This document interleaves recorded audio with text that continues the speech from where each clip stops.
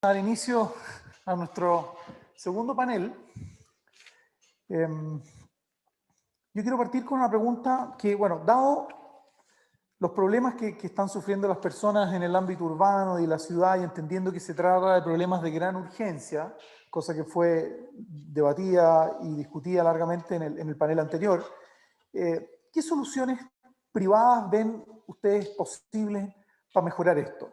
También entendiendo que tenemos dificultades políticas que no vamos a poder resolver rápido, pero tal vez hay acciones privadas que nosotros podemos hacer de manera pronta y que ayudarían a resolver esto. Quiero ahí partir con Bernardo. ¿Cómo de que nosotros a través de soluciones privadas podemos resolver, al menos parcialmente, problemas de la ciudad? A ver, el programa prototipo que tiene el Estado con participación privada es el DS-19 de integración social. Tal como está concebido ese programa, genera una oferta que es el doble de la demanda que tiene el Estado. Ese esquema, ¿no es cierto?, de alguna manera nos sitúa en que hay disposición del sector privado en la medida de que haya reglas adecuadas, ¿no es cierto?, a participar activamente en la resolución de problemas de ciudad y de vivienda. Yo creo que ese es un parámetro relevante. Quiero señalar que aquí hay algunos temas, ¿no es cierto?, que son importantes. Nosotros, como sector privado, no podemos actuar en la ciudad en forma independiente del sector público. El sector público es el que determina las normas de ocupación de la ciudad. Por lo tanto, esas normas, ¿no es cierto?, son nuestro marco de referencia. Y lo importante en esto es que en la mirada de la ciudad hay ciertos problemas que son jerárquicamente superiores. Los problemas jerárquicamente superiores, a mi juicio, ya en esto, son, ¿no es cierto?, uno, la disponibilidad de suelo desarrollable. Y por suelo desarrollable es un suelo factibilizado, o sea, no es simplemente un potrero, ¿ya? El factibilizado tiene que ver con las definiciones sobre la infraestructura básica, ¿no es cierto?, y sobre la infraestructura sanitaria, ¿no es cierto?, que genera esa plataforma. Lo segundo es que existan ciertos estándares. Nosotros tenemos ciertos estándares que están definidos en la ley general, en las ordenanzas y en la planificación. Esos estándares, ¿no es cierto?, en algunos aspectos deben ser mejorados y gestionados de otra manera. En parte, el Estado ha generado algunos instrumentos para una mejor gestión de esto, pero falta mucho todavía en ese sentido. Y en tercer término,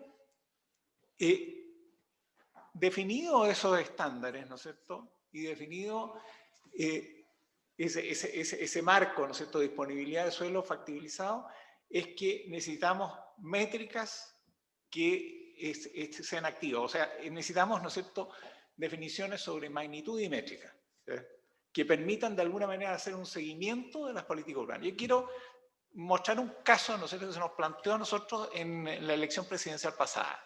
En la elección presidencial pasada, ¿no es cierto?, la Cámara tenía un Consejo Nacional y el Consejo Nacional invitó a dos mesas redondas, una sobre infraestructura y otra sobre ciudad y vivienda. En la mesa redonda de infraestructura participaron representantes de las distintas candidaturas y pareciera, ¿no es cierto?, del diálogo que se establecía, que había un amplio espacio de convergencia. Todos estaban hablando de lo mismo y matices más o matices menos, ¿no es cierto? Había, ¿no es cierto?, caminos para resolver los problemas, formas de enfocar, etcétera. Había convergencia.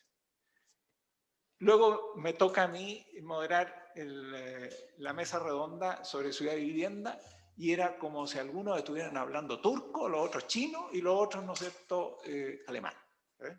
La resultante era que hay una absoluta incapacidad de dialogar sobre ciudad y vivienda. Hay mucho discurso y poco aterrizaje.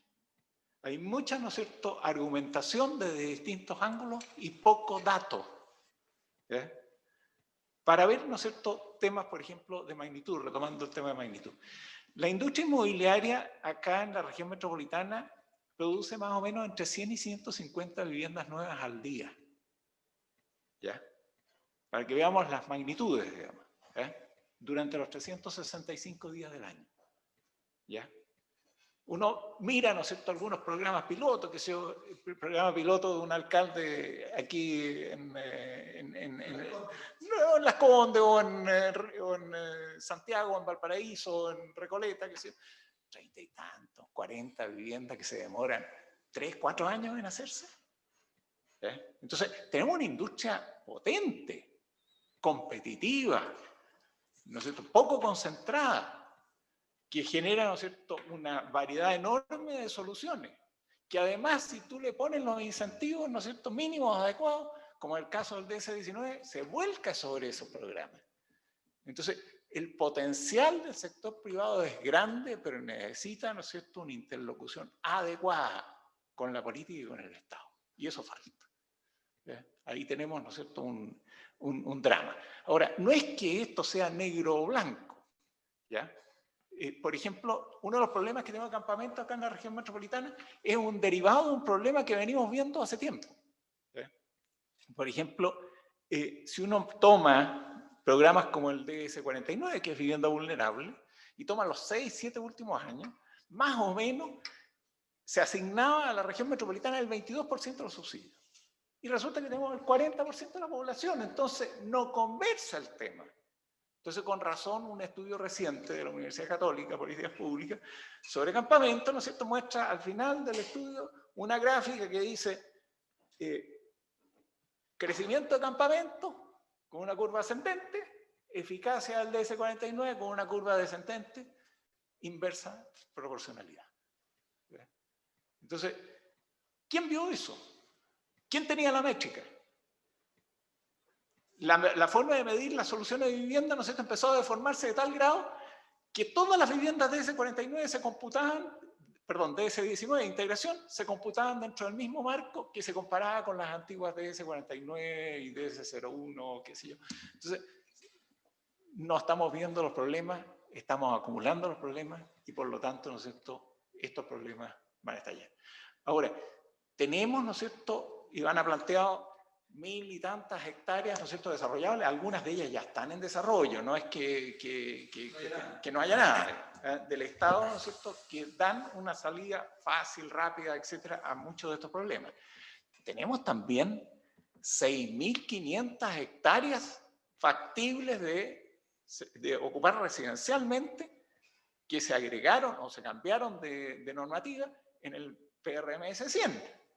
Y de hecho, en eso no se ha hecho nada, nada. Estamos al año 2020, ¿no es cierto? Llevamos 8 años de aprobación del PRMS 100 y no se ha podido construir una casa en esas 6500 hectáreas. Entonces, nos quejamos después de que el suelo es caro. Una política lógica de planificación de la ciudad es una política que apunta a 20, a 30, a 40 años, ¿no es cierto?, horizonte. Es una política que incorpora suelo vacante por definición dentro de la ciudad. Y eso no está. Entonces nos han empujado a un proceso de densificación. Un proceso de densificación bastante radical y que genera hoy día creciente resistencia. Pero un proceso que ha sido eficaz, por otro lado, con una solución cara, esto hay que decirlo, hay que insistir. O sea, si yo construyo un departamento en un edificio, ¿no es cierto?, resulta que sobre cero estoy ocupando más o menos el 85% de la constructibilidad en superficie útil. Pero si además le añado lo que tengo en subterráneo, resulta, ¿no es cierto?, que estoy ocupando el 50, 60% de lo que construyo en superficie útil. Por lo tanto, ¿no es cierto?, es una solución que es cara, pero ha sido eficaz. O sea, si yo tomo, ¿no es cierto?, la comuna de Santiago, que venía cayendo en población por décadas, ¿no es cierto?, y veo el último intercensal, ¿no es cierto?, resulta que tenía 210.000 habitantes en el año 2002. Y el 2017 subió a 400.000 habitantes. Y además bajó el número de habitantes por vivienda. O sea, disminuyó el hacinamiento intradomiciliario. O sea, ahí tuvimos el gran caldero de integración social que se ha producido en estos años. ¿Ya? Ahora, ¿es sostenible eso como solución única? Imposible. ¿Es sostenible eso cuando las comunas pericéntricas, inmediatas, ¿no es cierto?, bloquean el desarrollo. O sea, menos todavía. O sea, si yo tomo, por ejemplo, y esto, un mero modo de ejemplo, porque es lo generalizado, el último plano regulador recién promulgado de San Joaquín. San Joaquín dice, ¿no es cierto?, con orgullo, el 90% de la superficie de la comuna se destina a 2 pisos. Y el 10% restante bajamos la altura a 12. Pero resulta que buena parte de la edificación para vulnerables tiene que hacerse en 4 pisos. No hay espacio, 0, en toda la comuna. Entonces, tenemos drama en esto. Y tenemos algunas cosas que son de solución expedita, como la que ha planteado Iván, en torno a esto de uso de los suelos del Estado, ¿no es cierto? Eso es bastante expedito. Hay otras, ¿no es cierto?, que son reglamentarias. Por ejemplo, estas 6.500 hectáreas del PRMS 100 no tienen factibilidad sanitaria. No están dentro de las áreas de concesión. Bueno, parte de la pega, ¿no es cierto?, es ya más concesionarlas. Y esa pega no se ha hecho. ¿Podemos ir a reunirnos del tiro con esto? No. ¿Qué tengo que ver yo con la concesión? No con la concesión, pero yo pensaba en esta idea que nos plantea aquí Bernardo en la interlocución de la industria para poder, con el gobierno, con el Estado, ¿cómo lo ves? De poder lograr soluciones rápidas frente a un problema que es muy difícil. A ver, yo creo que hacemos todos los esfuerzos para que las soluciones sean siempre más lentas, digamos. Está como en la matriz de nuestra... Y de paso un ejemplo, yo estaba mirando, les traía acá, salió la ley hace tiempo, ¿cierto? En octubre del 2016, la ley 20.958, sobre el sistema de aporte al espacio público. Entonces, ¿se acuerdan? Ahí esa era la gran solución, aquí los privados van a participar. El reglamento acaba de salir, digamos. Salió el 17 de mayo, la última versión es del 20 de noviembre del 2020. El decreto 30, y si uno lo mira, la ley tiene, no sé, tendrá 20 páginas, 16 páginas, y el decreto tiene como 221 páginas.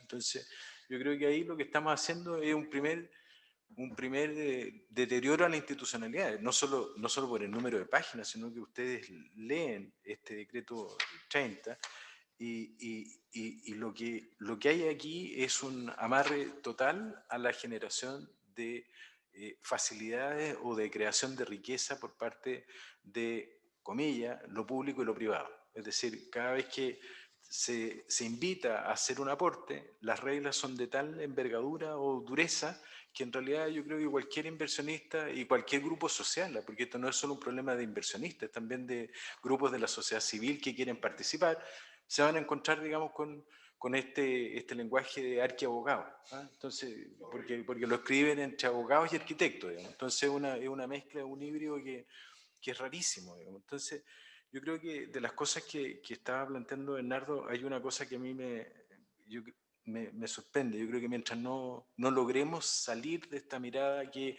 la norma y la ley y el reglamento son, si la ley y el reglamento no generan los instrumentos de convergencia, entre comillas, para que los distintos estamentos de participación dentro de la sociedad, entiéndase el inversionista inmobiliario, entiéndase el constructor, entiéndase la sociedad civil, entiéndase la comuna, entiéndase, o sea, que todos puedan tener algo que decir o algo que hacer y que sea incidente, no vamos a tener una forma de salir de este atolladero, porque la incidencia está petrificada por el legislador y el legislador no deja fórmulas de salida, porque cuando abre fórmulas de salida como para generar esta participación del aporte privado hacia el espacio público, lo hace con tal rigidez, con tal amarre, que tampoco puede haber una solución, digamos, porque al final los costos de transacción de la solución al tenor del reglamento de la ley son tanto más caros que esperar cumplir lo mínimo. Entonces, cuando debiese ser al revés, lo que nos debiera dar el ordenamiento es simplemente un mínimo y sobre ese mínimo tener la capacidad convencional de sociedad civil,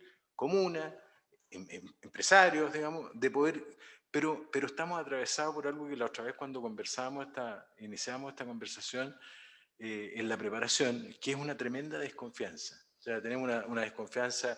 La sociedad civil no necesariamente tiene una confianza en el empresario siempre una especie de gestor de la avidez y del lucro, digamos, como si el lucro fuera una cosa tremendamente repulsiva, cuando en realidad es simplemente un aliciente de actividad, digamos. Y por el otro lado, ¿cierto? el ciudadano medio tiene la creencia de que el Estado le va a dar la solución, cuando el Estado tiene una fragilidad institucional tremenda. O sea, tremenda. Desde el punto de vista institucional hay una especie de pluriestatalidad en todo el ámbito de la actividad que dice relación con la ciudad y que no tiene interconexión entre sí.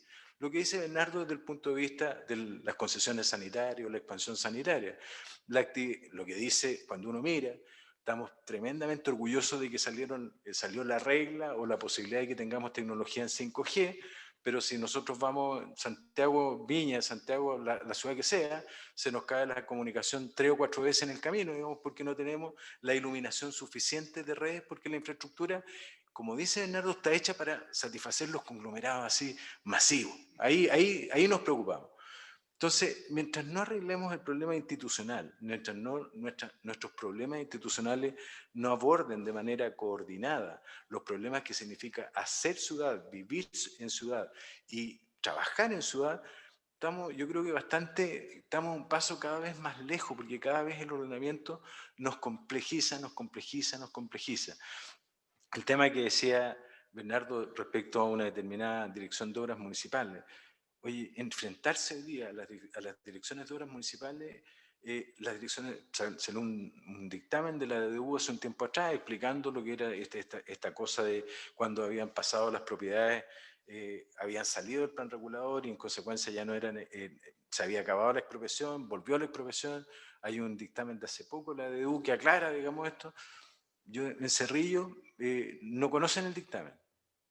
Entonces entregan los certificados de informaciones previas o los permisos o las recepciones finales con la anotación marginal de que está afecto a gravamen de expropiación en circunstancias que la DDU dice que no está afecto a gravamen de expropiación. O sea, hay una especie además de degradación en la aplicación de la ley por esta plurivalencia de entes, digamos. O sea, un director de obras que tiene decisiones que son caprichosas, soluciones en el reclamo que están en la ley, pero que en realidad se resuelven en 6 meses, 10 meses, 14 meses, 18 meses. Hoy día tenemos una tremenda excusa que es la pandemia. Entonces, claro, oye, no, estamos en pandemia, entonces yo tengo unos 14 reclamos en la Seremi de vivienda y deben tener unos 14 meses cada uno de ellos, 12 meses, 10 meses. Entonces, eso agrega además unos costos de imprevisibilidad para la inversión, digamos. Y no solo para el inversionista, sino que para el ciudadano medio, que también quiere una solución a su problema, digamos, a su problema de ciudad. Muchos órganos, muy poca claridad en la función material de cada uno de esos órganos, muy poca certeza en la oportunidad de solucionar los problemas cuando tenemos problemas con esos órganos. Y una especie de cáncer que tiene inundado la administración, que es el tema de la falta de coordinación. O sea, nosotros no podemos seguir construyendo ciudades creyendo que esto depende de la Dirección de Obras Municipales y del Ministerio de Vivienda, cuando la ciudad en realidad es la multifunción o la multiconfluencia desde el punto de vista de la salud, desde el punto de vista del transporte público, desde el punto de vista de la iluminación, desde el punto, o sea, y seguimos tratando esto como si fuera un permiso de edificación fuera una isla, un cambio de condiciones urbanísticas de un determinado sector fuera una isla, y en una la otra vez cuando estábamos, en algún minuto cuando fui Contralor General, invité a Iván Poduje a varias cosas, digamos, que hicimos con la planificación territorial. Y sacamos en ese minuto como 3 tomos, digamos, de criterios, digamos, de interpretación de la... yo creo que si algún contralor regional lo abrió, debe haber sido porque andaba, de haber guardado algún billete adentro y se le perdió, digamos, porque cada vez que uno ve decisiones de las regionales o cada vez que uno ve en este plurimundo de 346 municipalidades y 346 directores de obras municipales, nadie aprovecha estos contenidos circulares, digamos, donde tienen una unidad de interpretación.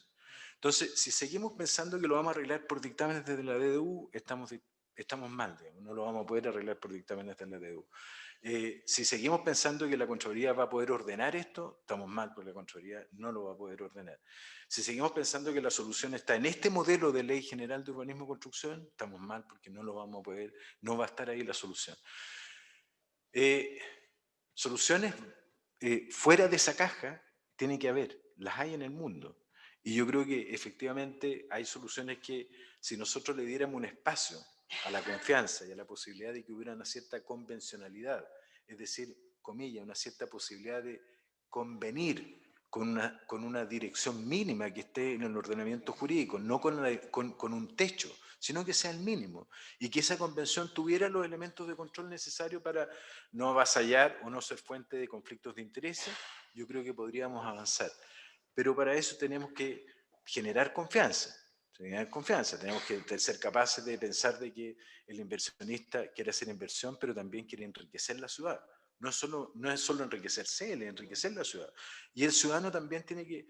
Por eso es tan importante hoy día estas organizaciones en la sociedad civil más especializadas, más dialogantes, que puedan, entre comillas, aglutinar a la gente en su dispersión, convenir con quienes tienen el interés, y todo esto en un marco donde el Estado tiene que ser un actor, pero no tiene que ser el director. Entonces, nosotros hasta hoy día estamos pensando que el Estado es el director de todo, y en realidad tiene que ser un actor. O sea, Acemoglu y Robinson, este libro tan famoso que ¿Por qué fracasan los países?, dice que en realidad si se produce la sacada del incordio y se produce la concordia entre el sector civil, empresario, entre sector civil, sociedad civil y entre Estado, sin que el Estado me ponga el pie encima, yo tengo una posibilidad o una intención de poder avanzar un poquito en el desarrollo, no solo de la ciudad, si además esto también es bien importante decirle, esta forma de esa arquitectura que tiene hoy día el contenido de la potestad estatal y la relación entre el Estado y los privados, no es solo un problema que está en la ciudad, digamos, y en la arquitectura, ni en la vivienda, es un problema que nos está demorando y seguramente un poquito más allá nos está alejando y deteriorando definitivamente nuestra posibilidad de salir de los países de clase media. O sea, yo creo que ahí hay un tema bien complejo, digamos. O sea, y con esto termino, yo me recuerdo, hay un trabajo del Banco Interamericano muy interesante que se llama Se coló Chihuahua en el lenguaje del Estado. ¿Ah? Chihuahua pensando en de la Guerra de las Galaxias, digamos. O sea, porque cuando uno lee un reglamento, uno no entiende nada. Cuando uno lee un dictamen, uno entiende poco. Cuando uno lee una DDU, uno entiende poco. ¿Será que necesitamos siempre al especialista o será que no podemos expresar en palabras que entienda toda la sociedad lo que estamos construyendo desde el punto de vista de la realidad? Entonces, o sea, yo hoy día estaba trabajando y tratando de ayudar en los reglamentos que hay sobre tramitación digital en el Estado. Son 5 reglamentos que ya están por salir, digamos, y que se supone que van a ser lo que va a permitir que el Estado se transforme en un tremendo actor digital en los procedimientos administrativos. Yo trataba de entender los reglamentos que me mandaron y no los entiendo. Entonces yo digo, oye, o sea, soy profesor de Derecho Administrativo, fui Contralor General de la República, ejerzo como abogado, tan imbécil no puedo ser, digamos, o sea, pero no los entiendo. Y yo creo que eso le va a pasar, digamos, al 90% de las personas que tengan acceso a algo que deben cumplir. O sea, en realidad, el día de mañana, cuando ustedes quieren interrelacionarse con el Estado, oye, yo mandé mi mail, no, que su mail tiene que estar en el registro de mail para poder interactuar con el Estado. Entonces, ¿y dónde está el registro? En el registro civil. ¿Funcionan los registros en el registro civil? Hoy día, si ustedes quieren transferir el vehículo, tienen que irse a las 5 de la mañana a un registro civil para poder obtener, digamos, la transferencia. Digamos. O sea, entonces, claro, Bernardo, la Carmen, Iván, yo podemos mandar un propio que haga el trámite. El 97% de las personas tienen que ir a las 5 de la mañana al registro civil para obtener la transferencia. Eso en un ámbito local como ese, o sea, tan material y pedestre, tan sencilla como es. Entonces yo creo que los problemas de la ciudad no son problemas de la ciudad. Los problemas de la ciudad son problemas del país, porque hemos estado construyendo un país extraordinariamente complejo bajo la expectativa de que podemos hacerlo en silos, cuando en realidad los problemas no son en silos, sino que son en sistemas. Entonces aquí tenemos un problema que nos repercute en esto. Y en esto yo creo que lo que tenemos que hacer, no obstante las posibilidades reglamentarias, no obstante las posibilidades de acomodo del privado, lo que tenemos que hacer es salirnos un poquito de esta caja mal hecha que es la Ley General de Urbanismo y Construcciones y trabajar, a lo mejor para los efectos, seguramente, lo mejor es no volver a los Transantiago, sino que para efectos de pilotaje habrá que hacer leyes especiales, digamos, en materia de vivienda social, con reglas claras, digamos, una cosa distinta, no que tenga que haber una especie de búsqueda encargada a un especialista, que pueda haber convenios claros. Yo creo que la mejor forma de salir es cuando todos los que caben en la comunidad pueden llegar a una convención entre todos, digamos. O sea, porque si no estamos convencidos de la convención y solo estamos en la imposición, estamos con un problema súper grave, digamos. Esa sería mi reflexión. ¿Cómo podríamos avanzar pensando en lo que comentábamos de esta urgencia y las dificultades, en fondo, que ya han comentado en fondo Bernardo y Camilo? Sí, bueno, es bastante motivador de alguna manera después de haber escuchado el primer panel, lo que nos planteaban los distintos expositores desde el punto de vista de que de alguna manera estamos enfrentados a un sentido de urgencia porque definitivamente, digamos, los hechos nos han demostrado de que este no es un tema que podamos seguir dejando debajo de la mesa, sino que está dentro de las prioridades. Desde ese punto de vista yo creo que es bien importante, y vuelvo a reiterar lo que se dijo en el primer panel también, la posibilidad de generar este diálogo y esta conversación y sostener y mantener en el tiempo estos diálogos ahondando más en detalle en distintas materias, porque de alguna manera sí tengo la sensación de que en una conversación como esta es bastante difícil en el tiempo acotado que hay abordar la cantidad de problemáticas que podríamos abordar. Yendo a tu pregunta, José Miguel, la verdad es que desde el punto de vista del sentido de la urgencia, y si uno dice, bueno, ¿qué es lo que se puede hacer hoy, dado esta maraña en la que estamos, digamos, sometidos, que la exponía Ramiro y también Bernardo? Porque la verdad que efectivamente, o sea, en el fondo acá nos movemos dentro de este ámbito que es el derecho urbanístico y las normas que rigen todo lo que es la actividad de la ciudad, mirado como es derecho urbanístico desde una mirada amplia, o sea, incluyendo movilidad, transporte, ciudad, vivienda, etcétera. Y la verdad es que, claro, es difícil porque tenemos un marco regulatorio bastante, digamos, rígido, y claro, los entes de la administración, el Estado en este caso, están obligados, digamos, a moverse dentro de ese ámbito, por lo tanto siempre aparece como una camisa de fuerza.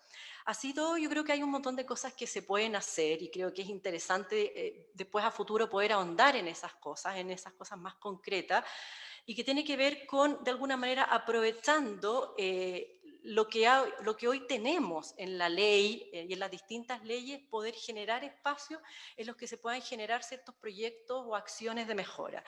Desde ese punto de vista, por ejemplo, hoy instituciones como los Servius tienen una cantidad de facultades impresionantes. Es decir, los Servius, que hoy en día están dedicados principalmente, no digo exclusivamente, pero principalmente a todo lo que tiene que ver con la aplicación práctica de los programas de subsidio, la verdad es que tienen también un montón de facultades en materia, por ejemplo, de proyectos de urbanización o de regeneración urbana que hoy en día están esas facultades subutilizadas. Los Servius podrían promover, por ejemplo, muchos proyectos de regeneración urbana en barrios, en las grandes ciudades, pensemos en Santiago o en las grandes metrópolis como tal como decía Paz Serra anteriormente, es donde se concentran la mayoría de los problemas, no todos.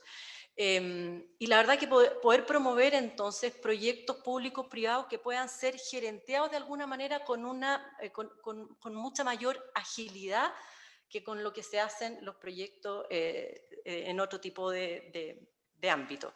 Esto se hace, y no se hace solamente porque tendemos a mirar siempre donde países fantásticos en materia urbana y de regeneración, por ejemplo, como Australia, que se estuvo comentando en el break, pero la verdad que se hace en Colombia. Entonces, en Colombia esto se hace con sistema legal bastante parecido al nuestro, y la verdad que han buscado los caminos para poder hacer proyectos públicos privados de regeneración fantásticos en muchas de sus ciudades, y la verdad que no podemos mirar a Colombia como un país inalcanzable, es un país en el que tienen una realidad muy parecida a la nuestra, en que además comenzaron a hacer este trabajo cuando venían saliendo de todo el drama que significó la guerrilla y el narcotráfico. Entonces, desde ese punto de vista quiero ser optimista en el sentido de que esto que está pasando en este país, que es terrible, digamos, a lo que nos vimos enfrentados el año pasado y que subyace todavía, la verdad que todavía no ha terminado ni remotamente, tiene que ser un llamado a atención para ponernos las pilas. Creo que desde ese punto de vista también el tema de la ciudad, si bien se venía hablando hace tiempo que era un tema relevante, hoy está sobre la mesa como un tema prioritario, quiero pensar que es así, y desde ese punto de vista creo que entonces promover de alguna manera ese tipo de proyectos que pueden ser bien relevantes, dado además lo que se comentaba acá, es decir, hay terrenos, el ministerio está comprando terrenos y además hay terrenos en distintos organismos públicos, empresas públicas, etcétera, que se pueden también disponibilizar para generar proyectos que sean emblemáticos en términos de generar equipamiento, áreas verdes, espacios públicos, etcétera. Eso por una parte. Por otra parte, también creo que hay un rol acá del sector privado puro y duro, es decir, desde el punto de vista de lo que pueden hacer también las empresas del sector privado en esta materia. Y creo que es bien potente lo que nos decía Nicolás Cruz en el primer bloque, es decir, ¿qué están haciendo las empresas hoy? Las empresas inmobiliarias, pensando en cuál es el legado que le van a dejar a la ciudad. Y la verdad que este es un legado que no es para nuestros nietos, es un legado para nosotros mismos. Nosotros hoy somos los que estamos viviendo en esta ciudad que se está construyendo a una velocidad impresionante, con las mismas cifras que nos daba Bernardo recién, de construcción de vivienda de 150 viviendas diarias. La verdad que ese nivel de construcción de vivienda está asociado también a construcción de ciudad. Y desde ese punto de vista no podemos dejar solo a que sea solo lo que nos está exigiendo el Estado en materia de lo que construimos, sino que también lo que hacen las empresas para aportar a la ciudad, para aportar a los espacios públicos y para aportar a las áreas verdes. Desde ese punto de vista hay un tema también de responsabilidad social empresarial del sector inmobiliario, que creo que premios, por ejemplo, hace poquito se entregaron los premios PAU, Premio Aporte Urbano, a empresas privadas que están haciendo un aporte urbano en el desarrollo de esos proyectos, y creo que eso es súper destacable y creo que es algo que lo podríamos conversar, cómo esas empresas, que son muchas las que postulan a estos premios y varias también las que van ganando año a año, logran hacer un aporte a la ciudad en el desarrollo inmobiliario de esos proyectos que son de distintas índoles, son proyectos algunos 100% privados, otros del DS-19, entonces creo que hoy en día no es argumento el decir, mira, lo que pasa es que yo la ley es la que está así, la ordenanza es la que está así y la verdad que yo entonces hago el mínimo. Desde hoy en día yo creo que no es posible, ¿ya? Y yo creo que ahí hay una responsabilidad del sector inmobiliario desde ese punto de vista, que hay muchas empresas que lo están tomando y estos premios justamente creo que destacan eso y creo que es algo que se debiera profundizar y se debiera ampliar. Por otro lado, también me gustaría referirme al tema un poquito más de largo plazo, que tiene que ver con el ámbito de lo legislativo, que Ramiro lo comentaba, estos mamotretos de reglamentos, pero también con la falta de coordinación y de mirada de las políticas públicas en lo legislativo. Y ahí me voy a referir a dos cosas que me han llamado la atención en los últimos días, en los últimos tiempos, pero principalmente en los últimos días. Uno tiene que ver, por ejemplo, con la ley de aporte. En estos días estamos ya operando con el sistema de aporte al espacio público en lo que tiene que ver con los aportes en dinero.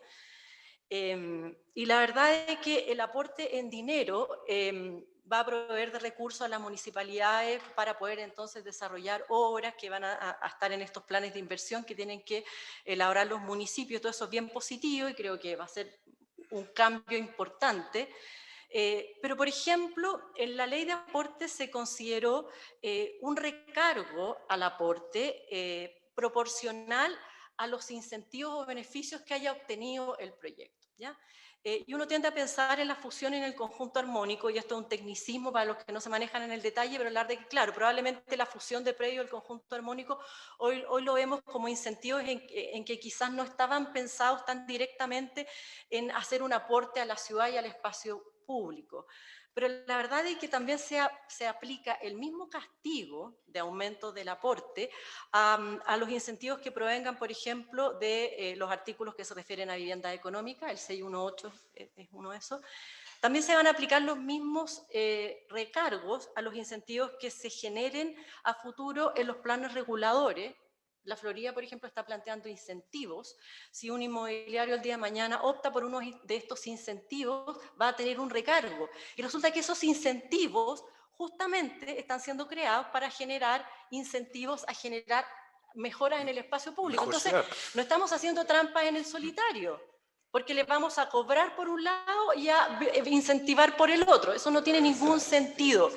Peor aún, resulta que en la ley que se está tramitando en el Congreso, que es el proyecto de integración urbana, también se está promoviendo el generar proyectos de integración con mejoras en las áreas verdes y en los espacios públicos, a cambio de ciertos incentivos en la aplicación de la norma urbana. Y le vamos a recargar entonces también con el aporte que tiene que hacer. O sea, la verdad es que esto no tiene ningún sentido y son cosas que a mí me llama mucho la atención cuando uno entra en el detalle de estudiar estas nuevas leyes que están muy bien orientadas, pero que se caen en este tipo de cosas en lo que uno dice, acá no hay coordinación.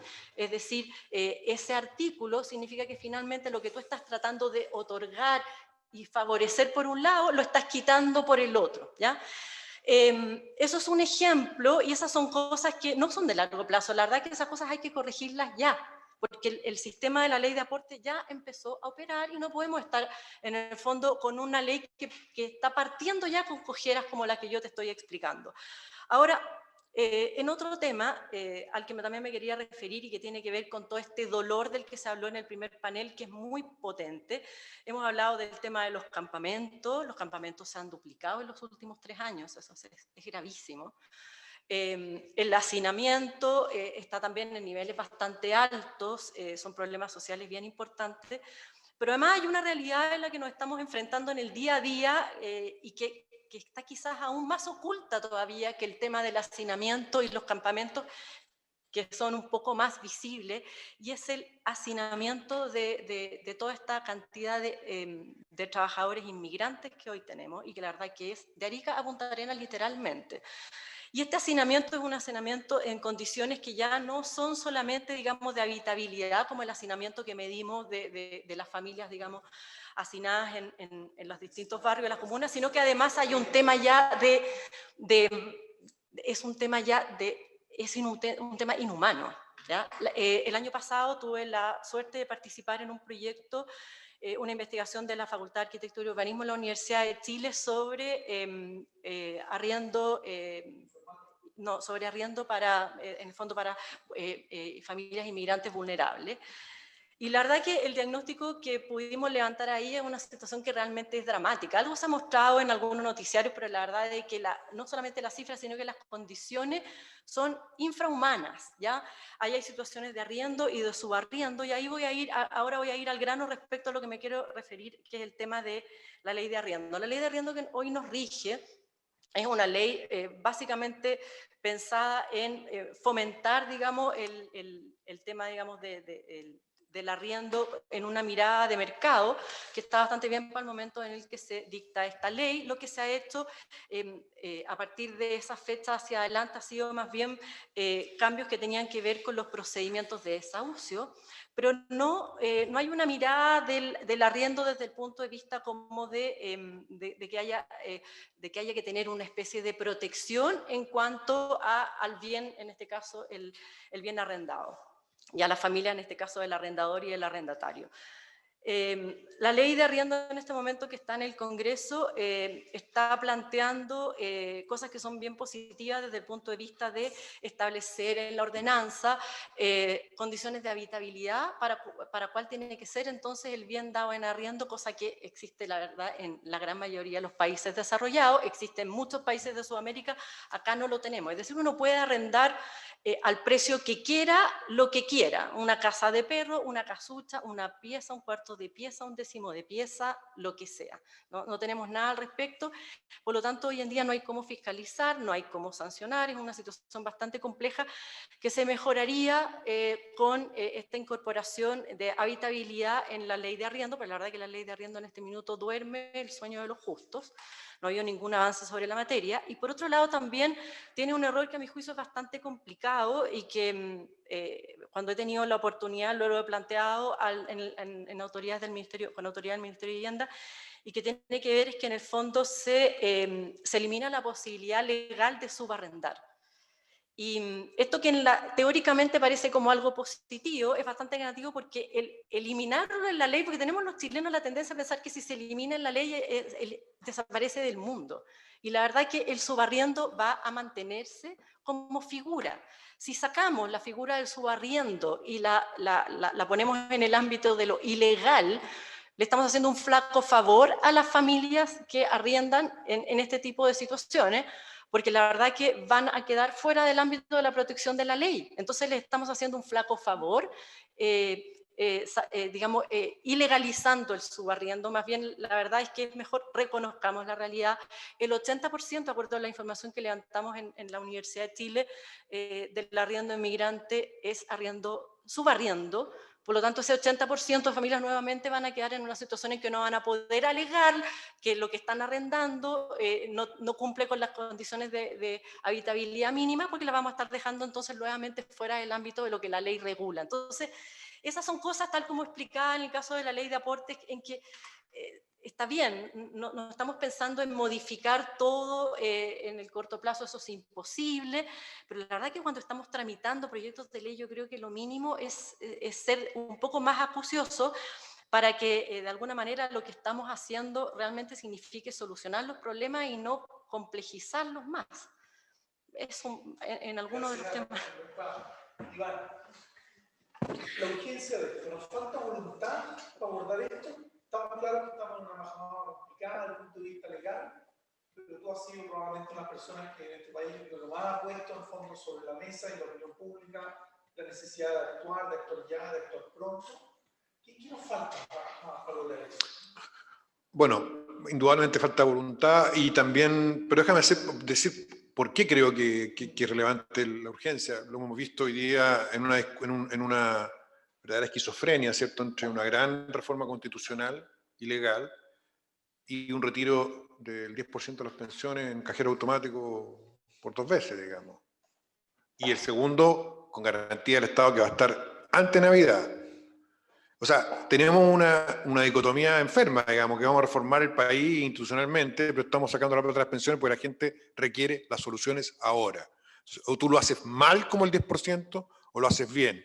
Y lo que yo planteo es que se haga bien, en una agenda paralela, por cierto, donde tú trabajes los temas institucionales y legales que se han hablado acá, con la dificultad que implica tener un Congreso hoy día como Calígula, digamos, directamente, o sea, igual a Roma, quemando, no sé quemando el país, pero ensimismado, enajenado, pero con eso tienes que jugar, digamos, y avanzar en una agenda de corto plazo. La agenda de corto plazo no implica hacerlo mala, ¿eh? Implica basarlo en la inversión, en los decretos y en la alianza, ¿cierto? Y eso tiene mucho que ver con la voluntad y con el liderazgo. Hoy día tenemos, se hablaba mucho de la DDU, modificaciones reglamentarias que están paradas porque la DDU tiene un enredo. Bueno, el ministro tiene que responder. Si para eso es el ministro. Para eso existe la potestad administrativa. Si el ministro no puede delegar en un jefe de división que a su vez delega en un funcionario. Si el ministro no tiene la voluntad de avanzar, ahí estamos jodidos, pero tenemos una estructura del Estado que permite que eso ocurra. Y respecto a cómo avanzar, yo creo que acá se ha hablado de 2 cosas, haciendo un resumen. Un déficit de vivienda severo y un déficit de entorno o de entorno urbano. Y lo que yo he propuesto, y creo que hay que reforzarlo hoy día, es que las empresas hagan alianzas con las comunidades. El mejor incentivo para que los políticos se muevan son las comunidades. No hay otro incentivo. No van a ser las empresas. No van a ser. Pero es distinto cuando una empresa se asocia con un comité de allegados o se asocia con un barrio para postular a la licitación de un terreno público, la velocidad que va a tener esa decisión va a ser distinta. Por lo tanto, lo que tenemos que hacer acá es sumar a los comités de allegados, sumar a los vecinos que están agrupados ya y aliarse con empresas. Es un nuevo concepto y tenemos que implementarlo. Entonces, hagamos una licitación al corto plazo de las 850 hectáreas, no son 1000 porque hay 150 en desarrollo, que están paralizadas, las 200 que hay en el Gran Valparaíso, y así en cada región, a empresas nuevas, cuya diferencia es que están incorporados a los comités allegados como socios de la empresa. Y postulan, y cuando se adjudica el proyecto en el terreno, los comités ya son socios y dueños o codueños, ya saben dónde van a vivir. Eso lo puedes hacer en 6 meses, puedes crear 200.000 propietarios. Lo segundo, aumentar el subsidio. Hoy día no es real pensar que el subsidio funciona hasta los 2.000, 2.200 UF.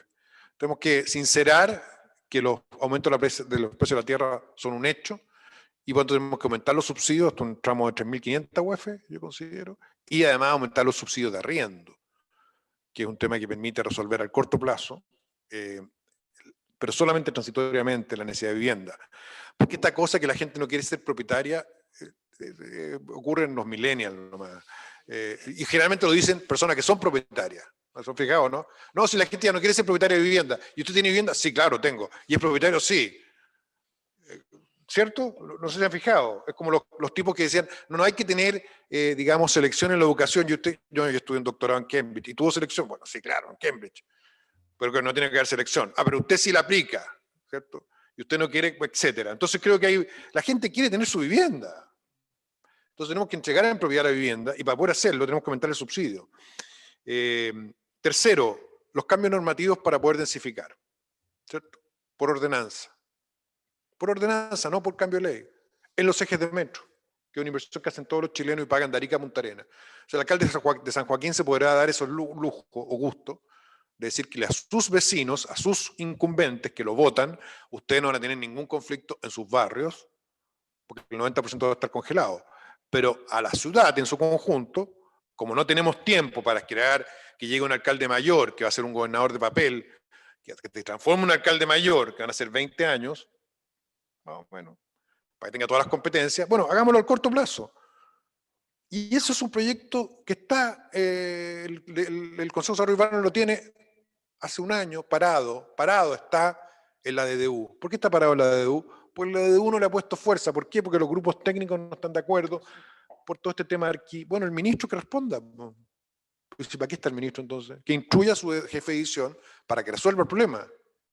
Si lo que no hemos olvidado hoy día es que los ministros no dan cuenta ya de su competencia, o sea, de su quehacer.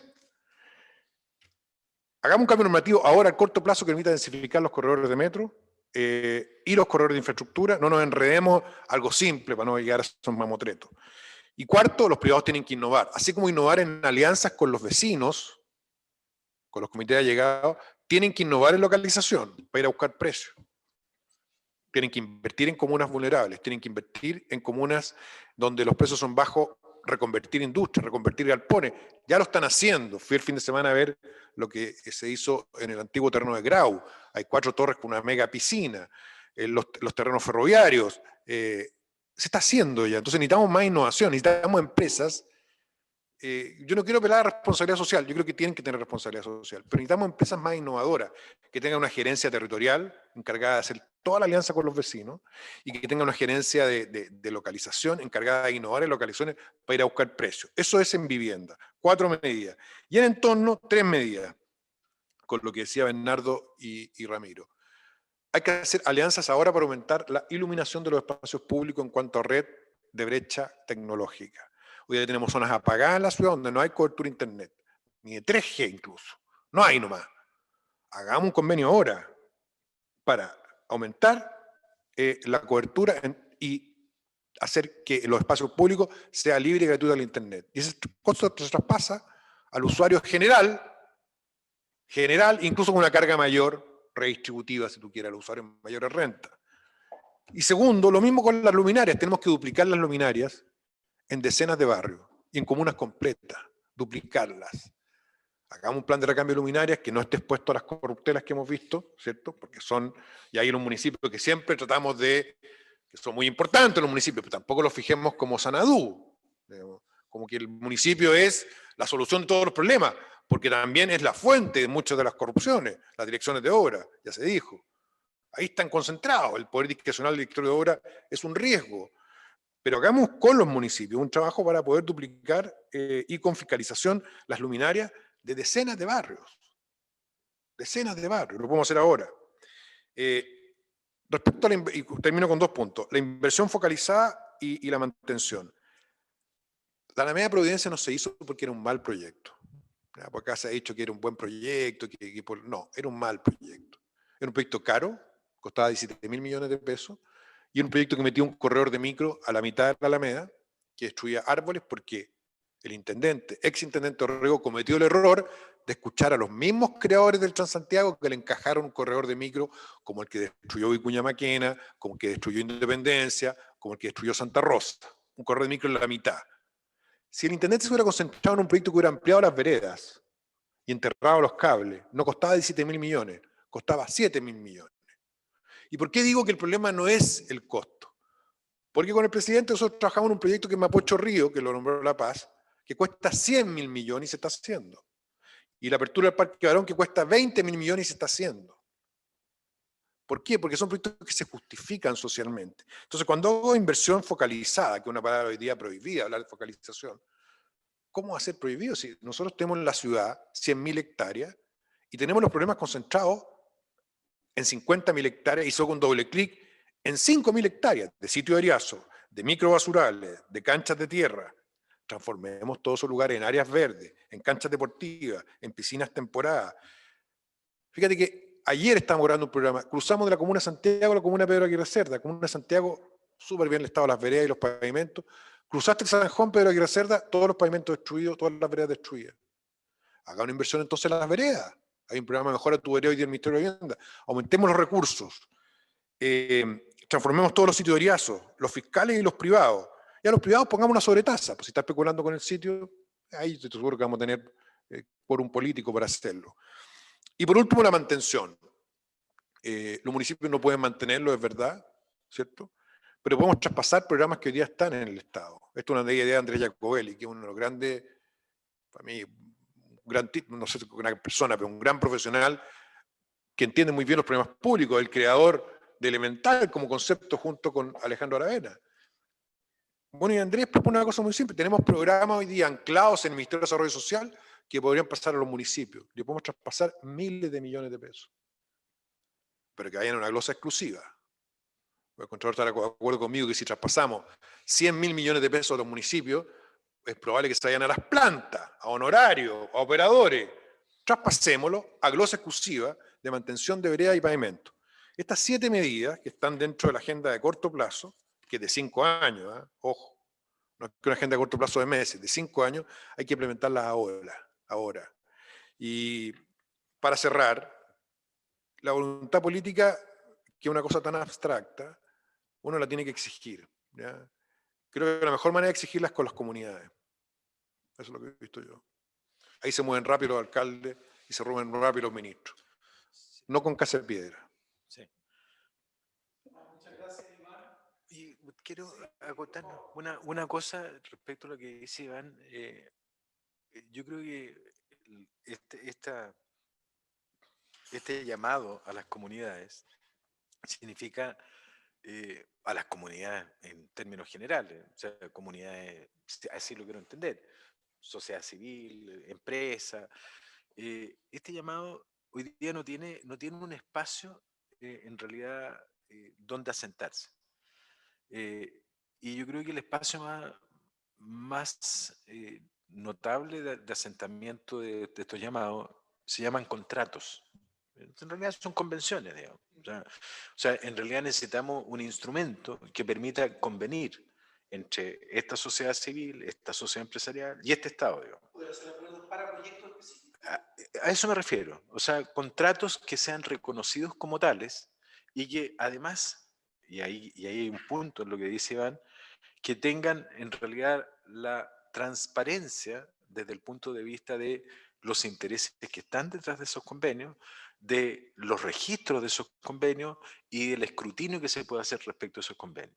Y ese escrutinio hoy día, yo me he dado cuenta, no es solo un escrutinio de la Contraloría, digamos. O sea, y seguramente la Contraloría siempre le gusta estar, digamos, porque es su rol, digamos, o sea, está hecha para eso, sino que es un escrutinio mucho más profundo, digamos. Es un escrutinio, en realidad, de otros miembros de la sociedad civil, a lo mejor de otras instancias de la sociedad empresarial, a lo mejor de la propia Cámara Chilena de Construcción, que también quiere estar mirando en qué están sus socios, es lo mismo. O sea, yo creo que si no logramos pavimentar convenios polifuncionales, polipersonales, digamos, que de una u otra manera establezcan y que sean reconocidos sus efectos por parte del Estado y que además sean exigibles sus consecuencias por parte de quienes forman parte de estos convenios, porque claro, los convenios interadministrativos hay millones, digamos, pero los convenios interadministrativos no se cumplen y da lo mismo. Entonces, los contratos en general, cuando uno está en el mundo privado y no los cumple, tienen un castigo. Y acá tiene que haber castigo. Y en esos convenios yo puedo recoger incentivos, puedo recoger, digamos, transferencias de mediano y largo plazo, y van por un tema tremendo, ¿cierto? Que tenemos que tener más luminaria. Los alcaldes lo único que dicen, oye, es más gasto, digamos. Tenemos que tener buenas plazas. Oye, los alcaldes lo único que dicen, oye, es más gasto. O sea, lo que pasa es que cada uno de los crecimientos no son crecimientos, por así decirlo, a costo marginal instantáneo, sino que son a costo marginal permanente, digamos. Entonces, esa cuestión hay que abordarla. Pero yo creo que muchos estarían dispuestos a firmar esos convenios, a hacer una colaboración permanente, si yo en este doy y me das, digamos, y veo y te miro, tengo además reglas, digamos, más o menos claras. Si, yo tengo la sensación de que ese APP, Acuerdo Público-Privado Inicial, digamos, sobre la base de lo que decía Carmen Paz Cruz al principio, ¿cierto?, de la responsabilidad social empresarial como concepto, no nos dio. O sea, quedamos ahí, ¿no? Porque en realidad, y después trajimos otros terminachos, oye, no, sostenibilidad y ojalá empresa B, digamos. Entonces me pongo así, entonces uno va a alguna empresa y te dicen son empresas B y tú ves que en realidad de empresas B lo único que tienen es la letra, digamos, porque en realidad no, hay como una especie de cinismo, digamos. Entonces yo creo que hay que avanzar un poco en esa línea, pero de manera, yo insisto, de manera sencilla, preclara, con reglas súper bien hechas, y dejar lo general. Si no estoy diciendo, oye, saquemos la ley general. Seguramente habrá que dejarla, habrá que darse el tiempo para mejorarla en los 10 o 15 años que vienen, pero yo creo que necesitamos una cosa más instantánea. Y yo creo que lo único que nos cabe en lo más instantáneo es generar un reconocimiento a reglas de convención y a reglas de oportunidad en la actuación del Estado. Es decir, también creo que no podemos avanzar si de una u otra manera el Estado para su intervención toma todo el tiempo del mundo, digamos. O sea, se toma todo el tiempo del mundo. O sea, para tomar una decisión, no, mira, en realidad pasaron 6 meses, pasaron 12 meses. Claro, porque además cuando estás en la ley de procedimiento administrativo, en realidad el efecto positivo del silencio no existe. Entonces, en realidad, y el negativo tampoco. Entonces, al final, tú no sabes si te negaron, no te lo dieron, estás esperando, no, porque la ley de procedimiento administrativo, no, es que si usted ejerce el derecho a petición, no tiene derecho al silencio negativo, tiene que esperar, digamos. O sea, esas cositas, digamos, no son tan difíciles, digamos, aunque tengamos Calígula, digamos, en el Parlamento, como dice Iván. O sea, sí, pero claro, claro, tengamos un foro romano, claro, pero está bien, o sea, pero no son tan difíciles, digamos. Sí. Tenemos que terminar, estamos sobre la hora. Ofrecerse una palabra, si Bernardo, la Carmen Paz quisieran agregar algo antes de cerrar. Una cosa muy breve, yo creo que ha sido tremendamente grato oír a Ramiro, a Iván, a Carmen Paz. Creo que hay tantas preguntas que surgen sobre este ente tan vivo que es la ciudad, y que más allá de su carácter inmobiliario es la gente que vive en ella, ¿no es cierto?, lo que hay detrás, y es el sustrato de toda esta discusión. Los dolores son los dolores de la gente, evidentemente.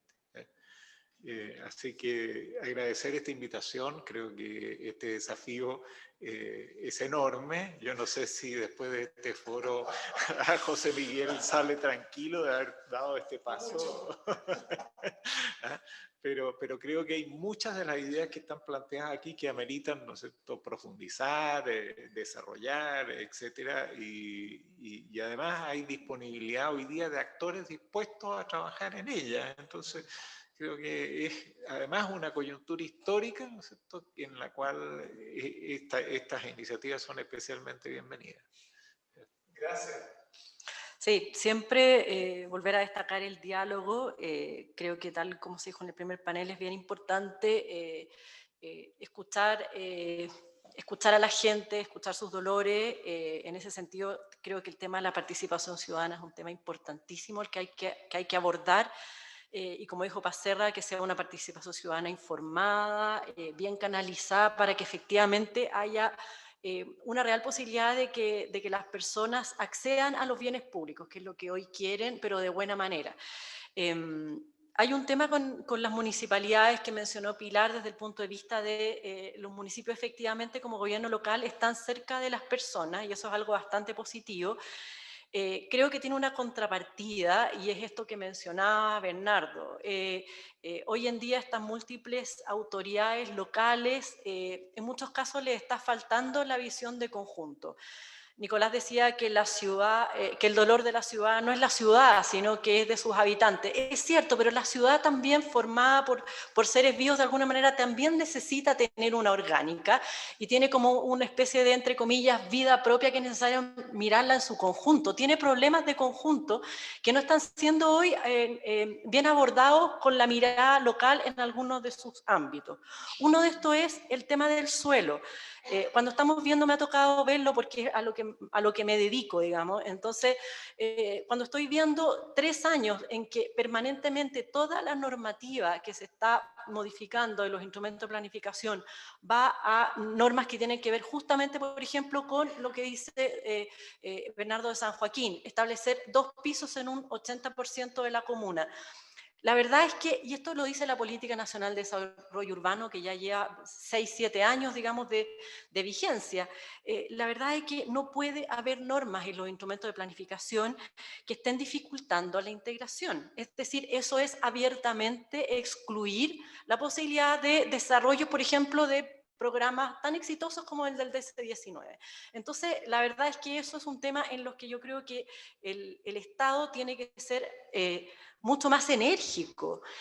Han habido algunos intentos de una modificación de la ordenanza que está vigente, que tiene que ver con promover normas urbanísticas más favorables, o en donde se establezcan polígonos, y esto está ya en la ordenanza, donde se establezcan polígonos para proyectos integrados que favorezcan en el fondo el desarrollo de espacios públicos, etcétera, con normativas más favorables.